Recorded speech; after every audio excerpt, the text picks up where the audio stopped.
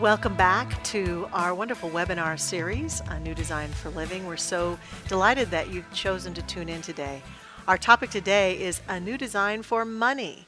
We recognize that people may be having some money issues in our world today, and we're so grateful that our principles and our teaching provides great wisdom to support people no matter what's going on in their financial life. And so we're happy to talk about money today, aren't we, Reverend Josh? Yes, as much as we know as there's economic uncertainty out there, we can also know together the certainty that there is an abundant presence within us, that we are here to live abundant lives, and we're here to talk today about getting into those principles and how even in difficult times we can produce prosperity for ourselves first within and see it all around us. And we brought in a ringer today, Michelle. We're so grateful to have Dr. Roger Teel with us today. So good to see you, Roger. Thank you. And in your ministry, you've touched so many different lives, countless numbers of lives, with amazing prosperity principles. And I think that's the first thing we'd want to connect with you about today, is for those of us who might be struggling, those of us who may be facing uncertainty, those of us who may be seeing the money in our bank account not where we want it to be. Where do we start getting that flow of prosperity going in our lives again? Oh, yeah. Well, hey, and thanks for having me. And as I say, anytime anybody asks, I think you two are doing a phenomenal job leading Beloved Mile High to new heights. And thank you, because it's not an easy job. So thank you for your heart and your love. And as you say, Josh, this whole thing about money and abundance takes us to the core of our principles. At a time like this, it's really our opportunity to put down deeper roots and not just talk about these things, but really integrate and strive to live them more fully. Because if our teaching is, and I know you know it is, a teaching of the oneness of all life, and that we live in the midst of the infinite Holy One, and that one is fully present in its entirety everywhere. So that right where I am, right where you are, right where anybody watching this is the full intelligence and potential, light and love of the ultimate and the infinite. That to me is the mystic key of the ages. And so our abundance flows right out of that. The abundance teaching flows right out of that realization that we're in that presence now, but the place we usually live is up here. We live in our belief systems, we live in our concepts and our database. There's a greater reality. So that's what this great teaching does, as you know. It takes us to the deeper reality of things so that we can draw from that and not just keep perpetuating the limits of our former concepts, because it is done unto us as we believe and as we live and as we are. So it is an opportunity for us to explore, what do I really know? And can I know what I've been told, what the enlightened masters of the ages have told us, what the science of mind and spirit so beautifully re-articulates? Can I go to a deeper level of integration here? Mm-hmm. And to me, that's where it starts, because as we know that we're living in that presence more and more and more, then we can start to shift out of the erroneous, hollow thinking that plagues us so much. Mm-hmm. So you mentioned money, of course, and so many people have hang-ups about money. Yes. But it was a big shift point for me when I read in Eric Butterworth's book, Spiritual Economics, Money is God in Action. Mm-hmm. Money is an avenue by which the intelligence and the creativity of the one life works through us. And so we use this money stuff, which at one level is just paper and coins, although those are going away, it seems. But it's numbers, and there's the quantity element. We go to the quality of it. What is money? But it's an instrument by which we express our creativity, that we connect with others, we form associations and commerce and this thing called the economy. But that's all essentially the spiritual life working through us and expressing through us. So I love it that people get into this teaching and the wonderful consciousness of Mile High Church, and they get to debunk a lot of old misconceptions and fearful stuff about money. The old things like money is filthy lucre, and some of the stuff that we're told. What do you think? Money grows on trees, and things like that. And a lot of people are wounded around money, and so this is a great opportunity to get back to principle, and that is that money is an avenue by which my spiritual life and creativity expresses. And I'm in this infinite sea of potential and life and spirit. And I can open to that and express more of the creativity that is within me. And money then is this opportunity, this instrument, this good thing that allows me to work with others and to prosper. And so money is a good thing. And it's not, and I think that's what I love about our spirituality, is some spiritual traditions make money wrong. Of course, they want them to give a lot of money to those traditions or those organizations, but they make it wrong. Here we say, how could something that's an instrument of creative life be wrong? Now, our relationship can be wrong. Our motivations, our uses of it can be off course. But in its essence, it's good stuff. So I would suggest that part of our job is to go beyond the quantity of money to the quality of money, and really get into that sense that money is God in action through me, through my creativity, through my consciousness, through my linkage with other individuals as we generate life and energy. And there's no limitation to that. And I think that's the other thing, is to get over this idea that there's a limited resource of that. It's something we can create of as much as we want, and we're doing a lot of that of late, creating a lot of that. But always, for me, I try to remind myself, it begins with an idea. And then abundance flows out of ideas. And there's no shortage of ideas. And if I can just seize upon a new idea, then that opens up a flow. It opens up, especially if it's something people can use or is needed in the world. I'm remembering the time in Jesus' ministry where the tax collector came around and said, it's time for y'all to pay your taxes. And so the disciples rush over to Jesus and say, hey, big guy, we got to pay the taxes, and we give it all away. We don't have anything stored up to pay the taxes. And Jesus said, well, just go over to the lake over there and throw your line in and catch a fish and look in the fish's mouth. And I've always thought the disciples probably went away with a lot of Jesus' instructions thinking that he'd been in the sun a little too long, because they're thinking, we got to pay the taxes and he wants us to go fishing. But, they went and they did what he said, and they caught a fish and opened its mouth, and there was a gold coin, and they paid their taxes. Now, we really need to get into the metaphor of that, the teaching of that parable, and that is, the fish in the Bible is a symbol of a big idea, a God idea, a great idea. And there's gold in every great idea. And sometimes in a pandemic like this, in a downturn, it's time to ask some deeper questions, some new questions, and look in the mouth of a big idea. So the goal is to find an idea that's powerful, not to get money. Money is a result of tapping into this superabundance of intelligence and ideas and bringing a creative idea forth. And sometimes we stay in the security of our old ideas and our old strategies and our old approaches.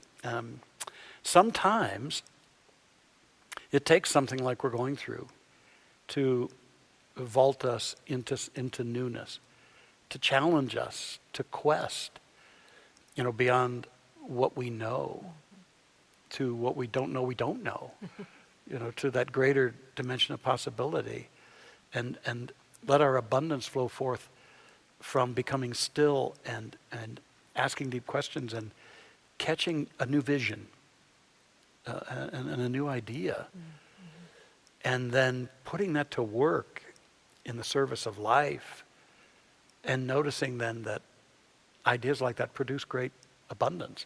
Abundance of needs met, abundance of connections, and money. And then that money can be put to good use. So I want to pause here and let you get a word in edgewise, which it's just not easy with me. I understand that. You've said so much and great wisdom, and I know that as we've talked about these principles, as people are facing the challenges that they're facing in this pandemic, I really hear what you're saying about the high spiritual ideas, the big ideas, and then that being stuck in the minutia. And what I sense is that a lot of people who are struggling with money are stuck in their fear. Yes. And it's difficult for them to reach out of that fear and grasp a spiritual solution. So what might you say to people if they're really caught up in their fear right now, really stuck? How do they get out of that? I think we must always embrace our fears and not make ourselves wrong for them. And understand that it's just an energy within us, born of a certain conclusion that we're at risk, that we're not being supplied, not being supported. And I think, first of all, to have compassion and understand that fear is an ongoing, natural part of being a human being. And anytime things shift as they have now, anytime there are losses, anytime we're ever catapulted out of a comfort zone, there's fear. Anytime we seize upon a new dream, there's often fear. Like, oh my gosh, I'm out on the skinny branches now, or where will the resources and the people come along to help me manifest this dream? So fear is a natural thing. And I think it's first of all important just to acknowledge it, but then be about the business of transmuting it. And the greatest place to do that is in our hearts. Because fear usually has us in our heads and our emotional center. But the power to shift out of the fear, or at least to shift out of the paralysis of fear, is our hearts. Is go to our hearts and breathe in and out of the heart. Relax into the heart, surrender into the heart. And let that energy well up there, because the heart is the portal to oneness. It's the portal to our God connection. And it says perfect love casts out fear. And so I go to the heart and I get anchored in the heart.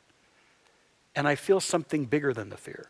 It doesn't necessarily always evaporate the fear, but I go to a bigger space than the fear. And how many times have I had to go ahead and act in the face of the fear? So it's not like the fear has to go away. It's I got to grow beyond it. And it may still be there. So I do the thing anyway. I do it afraid, even if I have to. But I'm motivated by the passion and the courage that can only come from the heart. And so I would say that have compassion for yourself, and yet challenge yourself too. Can I connect into that heart space? And can I be one who's got fear, but I am not the fear? I'm feeling fear, and I am a spiritual being on a creative mission here. And I'm going to go for it. And how many times I've had the experience of fear of really evaporating when I'm in action, when I'm actually doing the thing that I used to be afraid of. Like when I was a kid, and I think I was 7, and all the kids at the pool were jumping off the high dive. And I barely was swimming, and I wasn't about to jump off the high dive. No darn way. I didn't want to die that young. And so I made all sorts of excuses. I would get sick before the end of the swimming period. I was in a day camp, and or I'd go volunteer to help the little kids in the pool, But finally, my buddies caught on, and they were making fun of me, and said, "You're afraid. You're afraid." And I finally, one day, I decided I'm going to have to do it. So I hugged my parents extra hard, thinking, well, this will be the last. And then I climbed up and down several times. Finally got up on that board, and it was wiggling, that's salt in a wound right there, And so I actually was afraid to stand up, and I actually scooted along it. They have that rough stuff there, and so here I am scratching myself. Yeah. in tender places as I'm scooting along on this thing. And finally, I get to the end, and it's moving like that, and I stand up, and then I thought, I'm not going to do it, and I was going to turn around, but then I lost my balance, and I fell off of the thing, and it was the most ugly contortion of arms and legs and screaming, and I think I hit it flat on my stomach. I heard laughing from out there, but in that moment that I hit that water was sinking, fear was gone. So it was my myth that I got to beat there, and I try to remember that personal story a lot in my life, because we all have high dives, and our whole culture, I think, is on a shaky high dive right now. And I know so are many of you, and my heart is with you. And lean into this teaching and use it. Use it as an opportunity to go deeper. And remember that you're a part of a superabundance. There is no limitation. The limitation is in us, in our concepts, in how we let fear paralyze us, in thinking that is in an old paradigm, and we need to burst the chains, and also in hiding out. And it's interesting, we're in this time, and you'd think people would take more risks at a time like this, but actually the risking is going way down. And I think that it's time to take a risk on your dream. I mean, if you've lost your job, what have you got to lose? By asking, did I really want to do that? Was I in my passion? And to ask, am I living the life I really love? Or was I coasting along and, getting the checks and everything, but in a way, sabotaging my dream or denying my real dream in my life? What a great opportunity to say, now it's time for wholesale opportunity for me. Right. How do I want to redo my life? But my inner lifestyle is the first place to start. And work with that. Right. I can't even remember the question you asked me, but it was about fear, and one of the things I got about what you said, Roger, was in a sense that fear can kind of be a sign of a defense mechanism against that greater idea that we're wanting to step into. And one of the essential things I've gotten out of things that you've taught is that we're not just here to live, but we're here to live abundantly. And so getting back to this idea of allowing our finances to exist in a bigger idea, for so many of us, money, perhaps more so than any other thing, we use to define our identity. When my bank account isn't where I want it to be, sometimes I look at that and I think, I'm broke. I'm broken. What a terrible feeling to have that level of self-worth tied to how much is in my bank account. And yet what I'm hearing you say is to not see money as our own identity, but as part of the divine, as an expression of divinity. And so I'm just wondering if there are any strategies that you would have of how we can move from maybe seeing money as a reflection of our low self-esteem to seeing it as a reflection of that tranquility of heart that you spoke about earlier. Well, you said a lot there too, which I like. And one thing I want to hit on before I get to that is, there are certain kinds of fears. If we get really honest, I mean, right now a lot of folks are afraid for their future. But, hanging out inside that fear is avoiding a bigger fear, and that is to risk my greatness. And so many people are afraid of risking their greatness in good times and in lean times. And that because it means change. It means risk. It means vulnerability.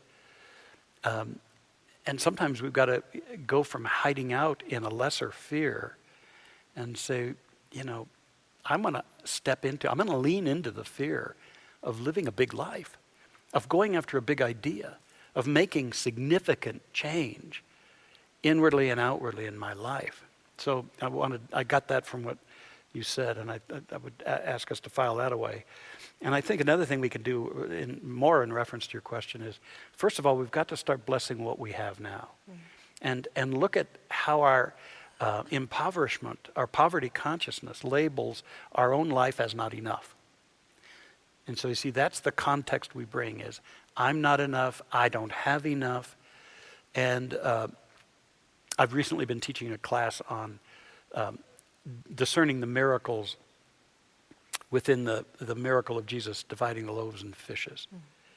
And, what happened was the people followed him to a place, and he gathered them around and he taught them after he healed some folks. And then it got to be late, and the disciples came to him and said, hey, it's late. What are we going to, how are people going to eat? I think all the McDonald's are closed now. And he said, let's send them into the villages so that they can get food. And Jesus said, well, no, what do we have? And they said, we only have a couple of fish and some loaves of bread. And he said, bring them to me. And they said, wait a minute, but we only have a couple of these loaves and some fish. And he said, bring them to me. And he took them, and he held them up to lift up the vision of them symbolically. And then he blessed them. And then he broke, and he gave them to the disciples, and then they to the people. And of course, most people know the story. Everybody was fed, and they had 12 baskets left over. And again, a metaphor. And to me, his consciousness was such that he didn't look at what was given, supposedly in one of the accounts. And by the way, this is one of the few incidents in his life that was recorded in all of the Gospels. And one of the accounts had a child, a little boy, giving him the food. But and it's the childlike love of giving in us that says, hey, here, have this, teacher. But he didn't see it as only.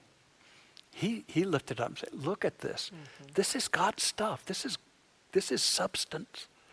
This is evidence of the divine. And then he blessed it, which in the root word of blessing means to confer prosperity upon. He blessed it, and then he went into action. He broke it and started things moving. There's so much in that. Yeah. We tend to get caught up in quantification, and we feel like if there's not a certain amount, we're not prosperous. And the lesson of that teacher is shift, bless what is, and don't see it as a limitation, because it's evidence of the greater life that you're a part of right now.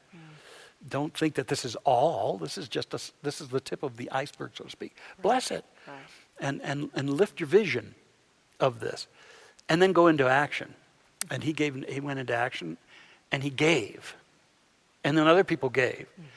I have a theory that people that already had food with them, they wouldn't travel out into the desert without supplies of some sort. But the little child gave, and he blessed it and started giving, and everybody else started giving, and there's more than enough. So as we look at this fear and look at what's going on, it's an opportunity to shift our perspective in our life. Now, this is not just a philosophical thing. It's like a deep, heartfelt shift. It's saying, I'm going to step out of holding myself in a sense of impoverishment or less than, or what Eric Butterworth calls onlyness. I only have this. I only have that. And the wisdom of that parable is celebrate what is. And then do what you can where you are with what you have. In other words, we move into action, utilizing that which we have, not making it wrong, not holding it in diminishment and not enoughness, and do what you have. I think the biggest key to abundance right now is to have a new vision. What's my dream now? And then to start doing whatever we can, day by day, even if it's little stuff. Do what you can where you are with what you have. And I think the biggest thing that always needs to be in action is our giving. Because we really haven't anchored the kind of prosperity consciousness that will attract greater good to us, attract greater ideas within us. We're not in integrity with that truth if we're afraid to or reluctant to give. And so always in high-level prosperity teachings, there comes the point where we look at the fear we have of giving, and that the old idea that giving depletes me. Now, the spiritual truth of it is that giving opens up the flow for me. It puts me in the current. That's why they call it currency. It puts me in the flow, and it starts this energy flow. Jesus gave that food. It started an energy flow and a phenomenon. And so it's important to give, and of all that we are and of our money. Give of our time and our love and our encouragement, our volunteer efforts. Be giving, and don't stop with just that. If you'd like to see your finances grow, you've got to get that flow going too. And I think that's the last bastion of fear for a lot of folks is I'll give everything, but not that because I don't have enough. But then we're caught in this catch-22. The having of more means we have to flow, but we said, no, I'll give when I get. In the 43 years I was in this ministry in the form you're in it now, I still feel like I'm a minister and I'm doing it in a different way now, but I absolutely knew that when somebody said, I'll give when I have or when I get, I knew that wasn't true because I knew they wouldn't. Because I knew they were still caught up in an old consciousness. They were vibrating at a lesser frequency. So getting doesn't change that frequency. It's when I step out on faith, a wise faith, faith of realizing that I'm a part of an infinite abundance. And it wants to express and flow by means of me. And I'm giving because I am blessing what I have, and I want to impart of that. And I want to love my giving. Never give out of obligation. Never give to manipulate with strings attached. Give because it's our nature to give. We're part of the great giver of all life. Give because of that, and give consistently, because who wants haphazard return or haphazard blessings? And just get used to this idea. My life is an open flow. It's not a clogged up, fearful cesspool of anything. I want my life to be a flow. I want my life to be a flow. So it's also time then to start giving. And I think another way we can give right now, not only getting our money at whatever level one can, get it flowing, but give others encouragement. I know a lot of folks are down and looking for encouragement. I have often found that my mood is lifted when I help somebody, when I talk to somebody. So another thing you can give is call somebody who's afraid, and rather than swimming around in it with them or joining in a pity party about it, say, hey, what can we know together? Here's what I want. Here's what I want to know. And let's be prayer partners together on this. Let's not stay stuck in this. Let's first of all shift our consciousness about what our life is now and see ourselves as blessed more than our fear would admit. We are fully blessed. And let's start sharing, and let's shift our vibration, shift our consciousness. Let's open up to new ideas, and let's start a new vibrant energy going. That's how we can get abundance flowing in our lives. Yeah. I think you're pointing to something that I think goes with us, and we did a webinar on work, as you know, and an important aspect of this whole subject to me is that people get so proud when they're having money issues, get so proud when they're in this fear, get so proud and unwilling to not only give, as you're talking so powerfully about, but to be receivers of help and support and ideas and prayers. And there's a tendency when we're in that fear and thinking something's wrong with us to kind of cocoon inside, to feel ashamed and that sort of thing. And you've given us great words for and pointed to amazing principles that we teach here about receiving the good that God is in our mind and through our heart and getting that flow going. What would you say about the value of being a good receiver when it comes to being abundant? Oh yeah, it's a part of the same cycle. I sense that giving and receiving are one thing. Yes. We impart and we receive. The vacuum brings it back, and we keep imparting more, which is the secret to it.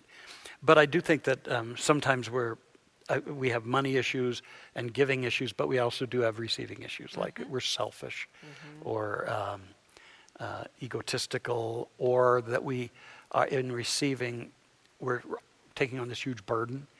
And now we have to reciprocate in like measure or more. And so we have a lot of hang-ups.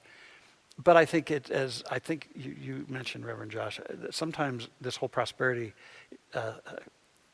dimension is a reflection of our self-worth. And I invite us to value ourselves enough to both give and receive. For a long time, I had a hard time, in my early years, up till about 32, I really had a hard time receiving love. Oh, I'd give it, but I was afraid to receive it. Those are too many intimacy issues, and I've used this story for a long time, and I won't go over the story, but it was a great wounding in that area that caused me to open up my heart. And then I realized that I had all this love energy to give away and to receive. And so then receiving love wasn't a big deal anymore because I'd finally opened my heart. So, receiving, it's a big deal. A good exercise in this is, sometimes, by the way, we just have to do some new things and get comfortable with them because we're really shifting years old habits. Receive joyfully and watch your language around, oh, you shouldn't have. Well, don't demean the giver. If they wanted to, then they should have. So, using phrases like, oh, you shouldn't have. Oh, that's too much. Or, some of those things. Practice joyfully receiving, and when and if appropriate, if you really want to grow, ask for more. That'll really stretch that paradigm of receiving. Can I even ask for more and know that I'm worthy for that? And I'm not being gluttonous or taking from somebody else.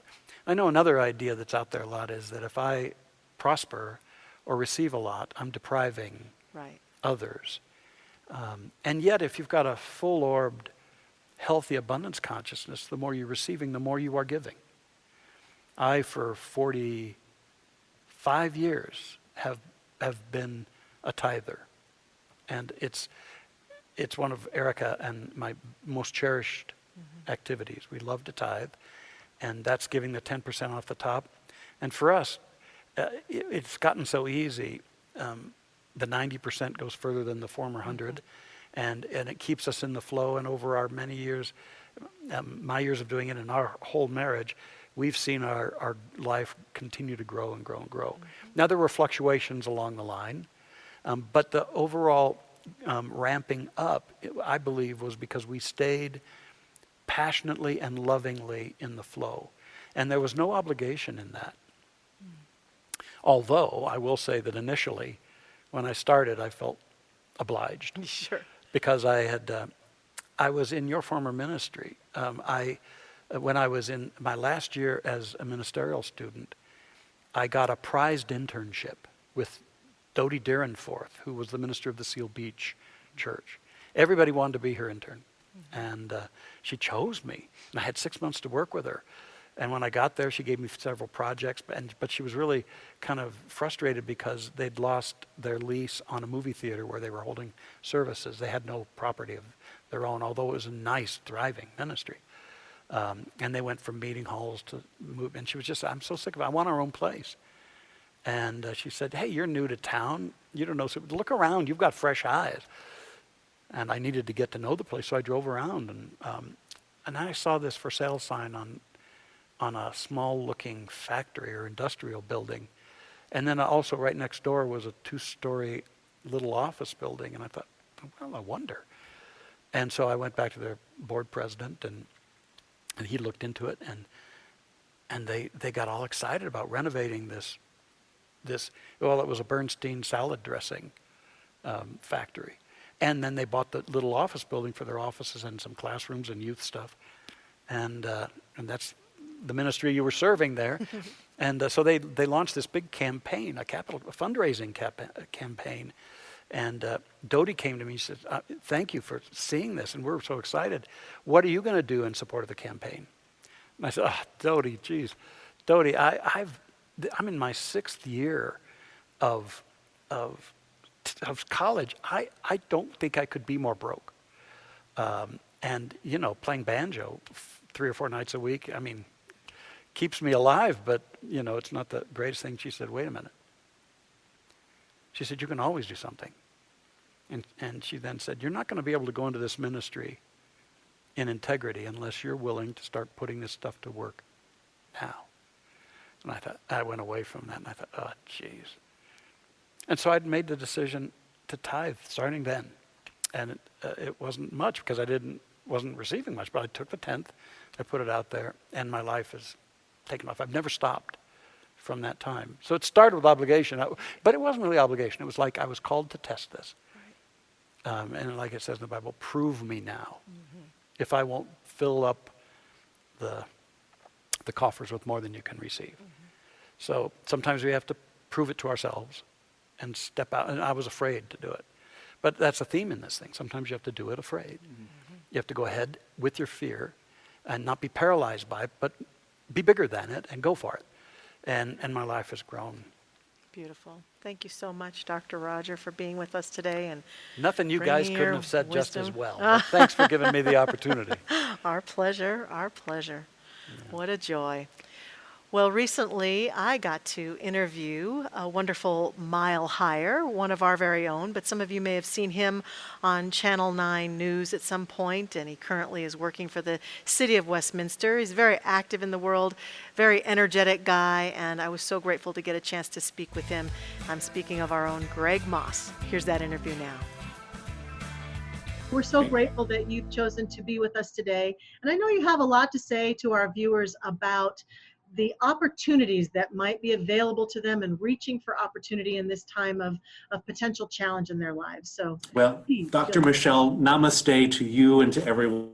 I so miss our Mile High family being able to see everyone in person on a Sunday, but I feel the spiritual gathering online, of course, and it's just such an honor to be able to be here with you and be a part of this special program. So I just wanted to say thank you, how grateful I am for that. And yes, I would tell you in my role as someone who is working as head of innovation and engagement in a municipality here along the Front Range, the City of Westminster, I have a unique position and a unique kind of spot to watch what's unfolding right now. And what I'm seeing unfolding are some great opportunities. There are great challenges, but as we all know from history and from what's been written in the many great works, and from the great way shower and teacher, that from great challenges and some of the most challenging parts of our life and our time have come amazing opportunities. And what I am seeing people start to embrace, understand, is that it is time to lean into that. It is time to let the fear go and understand that it is what it is. And I don't mean that by any negative sort. That's been a little politicized of late. But it is something that we have to understand we have no control of right now, and that's okay. What we do have control of, though, is being open at the top to these amazing possibilities and opportunities. And if you can see it, you will, I have no doubt, be able to embrace some great things unfolding. I really do believe that, and I'm seeing it. I am too, and I think that's so wise. And do you have any ideas or tips for people about ways to really expand that seeing? Because sometimes we get so stuck in our little perceptions of life, whether it's a challenging time or not. That's one of the greatest challenges of being human, is we get stuck in our mindset. So how do you expand beyond your mindsets and see the opportunities? Well, and following our great friend and our great teacher at Mile High, Dr. Roger, I do have what I call the AAA of looking at this. So I do have a little acronym here. Oh, good. I love it. Yay. I know. And I just popped in my head. So Roger would be proud, I think. Yes. But it starts for me in assessing, the assessment of where I am personally in my spiritual life, in my personal life, in my professional life, and what's all going around me. And when I say assessing, that's really taking a hard look at what's going on and being real about it. And not sugarcoating it and saying, oh, everything all is well. And, there's a place for that. But you know me, I'm sort of like, let's get real here, people. This is what's going on. And after you assess that, then taking that accountability for what this means and what's going on around you. And I really resonated with your talk, by the way, on Sunday, as you talked about that. But it is so true that you know where you are in all sectors of your life. You now have to be accountable for that because no one else is going to do it for you, right? And from that, you come up with a plan and take action to move forward. I think too often, sometimes I get to stuck in the point of the being accountable. Okay, but then there's that little action step, right? With all these things that we need to do, and don't let that be overwhelming. Start moving. You know, the Kaizen approach is what I love. Is it's that 1% improvement every day, and in 100 days you're going to get there, right? But I really do believe that if you can assess where you are, have the accountability for the place you are in, and then take some action, you've got a great opportunity to move into some positive things. It's not going to be easy. This is a challenging time. We're talking from an economic standpoint. As you know, I'm a geek and I kind of like crunch these numbers. They can be scary numbers. They can be scary when you see the headlines. And at the same time, understand that you can move beyond that. I really do believe that. That's beautiful. I believe that too, and I love your enthusiasm about it. And we talked a little bit in our webinar about prideful stuckness, the inability and the unwillingness to be helped. And I just really feel like in life in general, but especially in times when we feel challenged, especially if we're challenged with money, sometimes people have shame issues about that. And we talked about it, they let it erode their self-esteem. And so how do you feel about people reaching out for help? I mean, how can we encourage people to continue to be willing to be helped and get beyond their pride in these economic times? Well, I think the first thing that I am seeing and that I have experienced in this opportunity, in this world we're living in right now, is that there are so many people going through similar things that you are going through.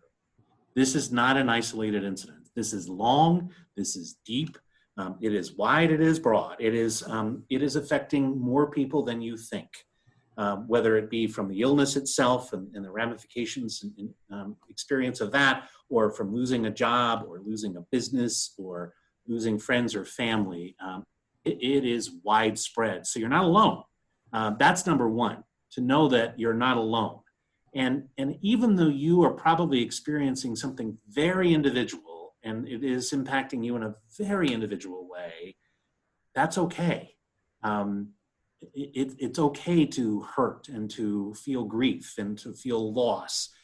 So understand that a lot of people are going through what you're going through. You've got your own individual stuff happening, and you've got to deal with that and embrace it and surround it. And then going back to what I just said, you got to take action and move beyond that.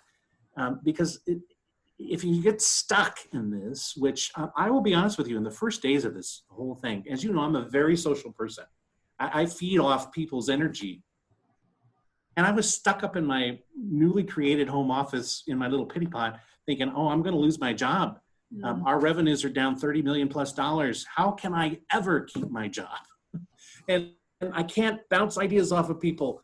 But once you take the action, move forward and realize there are people out there who will love to help you in this time. There's you. There's Reverend Josh. There are so many support systems at Mile High. There's so many support systems in the nonprofit community. There are lots of programs out there that municipalities, cities, states, the government is stepping in to help support a little bit. It will not do you much good to get stuck in the fact, well, I've never needed help before, I shouldn't ask for help now. Or I've never needed help before, I don't know how to ask for help. The first step in asking for help is just opening your mouth and saying, I need some help. And I've seen it just over and over. People are so eager to open up their heart and their arms to assist you. And there are a lot of programs out there that can do that. There are. Whether it be financial assistance, temporary or more long-term, access it and access it now. Whether it be your bank, whether it be your credit card company, whether it be your mortgage company, reach out, talk to them. They may be able to help you. And I think in more cases than not, you'll find that they are also very supportive if you're going through that challenge. If there's opportunities to start a new business, you've got this crazy idea and you think, well, you can never start a business during a pandemic. I am seeing it happen. It's amazing. Mm-hmm. Small business development centers throughout the state of Colorado offer free counseling and free support with people who have actually owned their own business who will help you get there. If you have a business that's struggling, the SBDCs, they'll do the same thing. There are grants for businesses. We can't even give away all the money that we have right now to our small business community. I find that shocking. But it's what you just said, people get stuck. Oh, I don't know if I'm worthy, and I'm not that bad off, or I don't know if I need that help. There's somebody, stop that. Go for it. I love it. That's I great. know. Yeah, yeah. Well, lastly, I want to invite your wisdom to, let's talk to people who maybe they're doing okay right now financially. They haven't lost their job. They're not struggling, Yep. but they're spending time obsessing about what ifs. They're obsessing about what if the economy tanks? What if my retirement funds tank? What advice and input would you give the what ifers? So what? So what? That's my philosophy. The way I got sort of unstuck was, so what? What if that does happen? I can do all these things that I know in my heart and I have been taught for many years through great philosophy called Science of Mind. And how much energy am I spending worrying about something that I have no control over? Again, I go back to that sort of it is what it is, and you don't have control over this virus. You just don't. There are preventative things you can do. There are certainly smart ways to live your life and move forward in interacting with people. But at the end of the day, we've just got to roll with the flow and understand that it's going to be this way for some time, and learn from that. So the way I've gotten unstuck is to say, so what? I'm open, and then to help people. Get engaged in helping people. I will tell you, it has lifted my heart and my spirit. I was actually, we weren't able to hire our seasonal lawnmowers. So I've been out there on my day off volunteering to mow our open space. I'm also helping pick up, do a front porch food drive every Saturday. So I'm helping pick up food, and I'm helping distribute food. It has lifted my heart to engage that kind of thing. And we all know the law of circulation. So I will just tell you, for me, I would invite you to try that because it's really, really helped. And there are so many avenues and on-ramps for you to engage that way right now. Beautiful. Thank you so much, Gregg. You're so wise. You're so energizing, and it's just lovely to have you with us. So we appreciate all of your support, the way you've always supported our Mile High community and show up for us as well as the community at large. You are a great man, and I'm so grateful for you. Well, I am equally as grateful. I love you. I can't wait to give you a big hug. Me too. I love Virtual you hugs. too. Yay. Thanks, Okay. Gregg. Bye-bye. Thank you to Gregg Moss and Dr. Michelle for that wonderful conversation. We just want to wrap things up with some closing thoughts. Want to hear some more from you, Dr. Michelle, as well. And I just want to say, Roger, an underlining thing I heard in what you were saying as well is don't compare yourself to other people, both in the good and the bad. If we get caught up saying that person has more abundance than I do, we wind up pushing ourselves down. And if we worry too much that we're thriving and that's hurting other people who are around us, that can hurt them as well. One of the things I'm hearing is, and I have heard you define it as well in the past, as no private good. This idea that when we're approaching our own abundance and when we're in that giving flow, supporting people around us, that it doesn't do anything but uplift the people around us as well. Indeed. And I tell you, the place to channel your new increased giving flow, if you've really caught this message and are willing to move into the giving flow on a consistent basis, is Mile High Church. I know that this spiritual center is unparalleled, and it requires all of our continued love and dedication. But what a beautiful thing also in one's giving. I mean, you don't have to restrict your giving just to Mile High, but make sure Mile High is very strong in this, because it is a center of light. And the very ideas you're using to shift your consciousness are the very things that Josh and Michelle and their wonderful team are bringing into the world. So what a beautiful thing that our giving is actually creating more of this light of inspiration and tools for people out there in the world to access. So let's keep this Mile High strong in our giving, and that'll bless us I promise you. Thanks again, Dr. Roger. You're welcome. You're And as welcome. we close My out, joy. thank you. As we close out this time together, I invite us just to take a moment, and wherever you are as you're watching this webinar, just take a deep breath with us and just feel the abundance. Feel the flow of the divine that is just overflowing right now through all of life, and just breathe into it. No matter what the conditions are, whether you've been concerned for yourself, concerned for your loved ones, concerned for your future, just let that all go and just join us for a moment of just being in the flow, feeling the divine, abundant nature of life, just breathing through each one of us right now.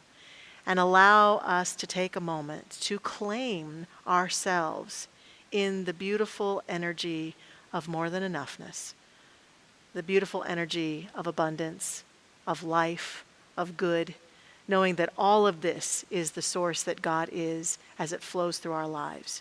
And that as we open to it and as we allow it to flow in our mind, in our hearts, in our awareness, that it flows out into our lives, and our lives just get bigger and bigger and bigger, more abundant every single day. And so with every breath as we go forward, we are walking and living in that wonderful abundant nature.